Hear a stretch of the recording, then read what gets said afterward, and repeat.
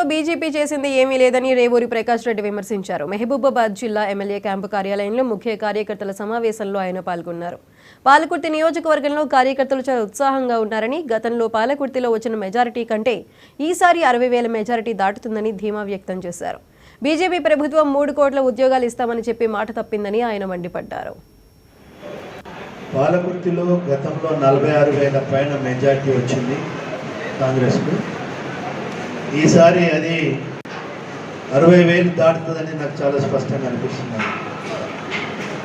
ఈ యొక్క పాలకుర్తే కాదు, వరంగల్ నియోజకవర్గంలో పార్లమెంట్ పరిధిలో ఉన్న 7 నియోజకవర్గాలలో కూడా గతంలోకి వచ్చిన మెజార్టీ కన్నా ఇంకెక్కువ మెజార్టీ వచ్చే పరిస్థితులు ఉన్నాయి.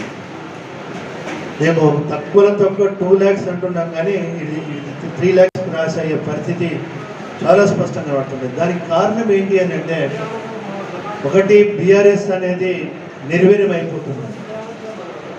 ఇవాళ బీఆర్ఎస్ పార్టీ మొత్తము లిక్కర్ కేసులో కానీ, ఫోన్ ట్యాపింగ్ కేసులో కానీ, లేదా మిగులు బడ్జెట్తో ఏర్పడ్డ రాష్ట్రాన్ని అప్పులపాలు చేయడం కానీ, ఇవాళ మేము ఏదైతే శాసనసభలో ఆర్థిక పరిస్థితులపై శ్వేతపత్రము రిలీజ్ చేయడం జరిగిందో, ఎమ్మెల్యే ఎన్నికల కన్నా ముందు, శాసనసభ ఎన్నికల కన్నా ముందు కూడా ఇప్పుడు ప్రజలకు చాలా అర్థమైపోయింది.